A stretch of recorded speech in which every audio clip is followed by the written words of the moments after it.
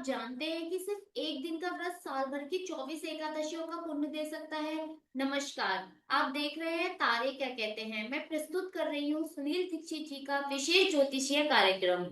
क्या आप जानते हैं कि वर्ष भर में आने वाली 24 एकादशियों में से एक ऐसी एकादशी है जिसका व्रत करने से सभी 24 एकादशियों के समान पुण्य प्राप्त होने की मान्यता है। जी हाँ, हम बात कर रहे हैं निर्जला एकादशी की, जिसे पांडव एकादशी, भीमसेन एकादशी या भीम एकादशी के नाम से भी जाना जाता है। वर्ष 2026 में निर्जला एकादशी का व्रत 25 जून गुरुवार को रखा जाएगा। नई दिल्ली के समय अनुसार एकादशी तिथि 24 जून 2026 को शाम 6:12 पर प्रारंभ होगी और 25 जून 2026 को रात 8:09 पर समाप्त होगी। सनातन धर्म में निर्जला एकादशी को अत्यंत महत्वपूर्ण और पुण्यदायी माना गया है। निर्जला एकादशी का अर्थ है जल का त्याग। इस दिन श्रद्धालु अन्न के साथ साथ जल ग्रहण किए बिना भगवान श्री हरि विष्णु की उपासना करते हैं। सभी एकादशी के व्रत में यह सबसे कठिन व्रत माना जाता है, क्योंकि इसमें भोजन ही नहीं बल्कि जल का भी त्याग किया जाता है। यह व्रत आत्म संयम, तपस्या और भगवान विष्णु के प्रति पूर्ण समर्पण का प्रतीक माना जाता है। शास्त्रों में उल्लेख मिलता है कि जो लोग किसी कारणवश वर्ष की सभी 24 एकादशी का व्रत नहीं कर पाते हैं, वे यदि श्रद्धा पूर्वक नियम पूर्वक केवल निर्जला एकादशी का व्रत करें तो उन्हें सभी एकादशी के समान व्रत का समान पुण्य फल प्राप्त होता है। लेकिन आखिर में एकादशी का संबंध भीमसेन से क्यों जोड़ा जाता है? इसके पीछे महाभारत काल की एक अत्यंत रोचक कथा है।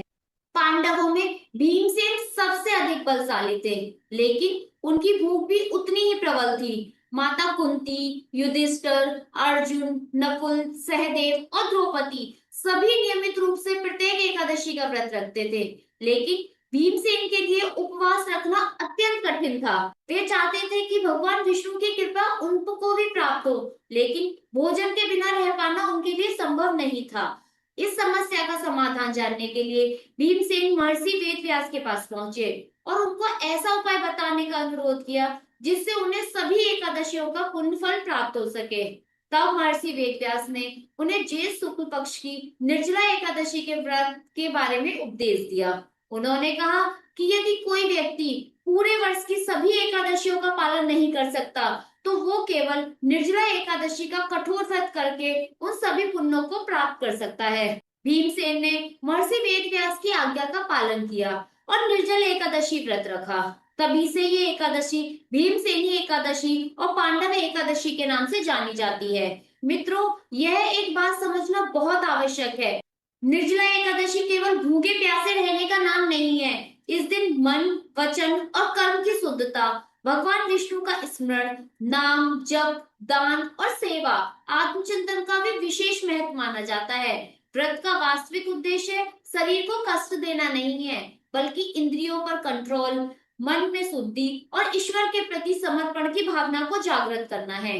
यदि आपका स्वास्थ्य इसकी अनुमति देता है तो श्रद्धा और भक्ति के साथ इस व्रत का पालन अवश्य करें। लेकिन यदि स्वास्थ्य के कारण निर्जला एकादशी का उपवास संभव ना हो तो अपनी क्षमता अनुसार भगवान विष्णु की उपासना, जप और दान अवश्य करें। भगवान श्री हरि विष्णु की कृपा आप सब पर बनी रहे। आपके जीवन में सुख, समृद्धि, स्वास्थ्य और आध्यात्मिक उन्नति का प्रकाश सदैव बना रहे।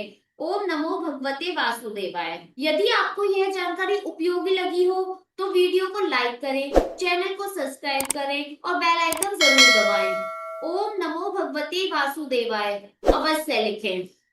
मिलते हैं अगली वीडियो में। तारे क्या कहते हैं जानिए सुनील दीक्षित जी से। धन्यवाद।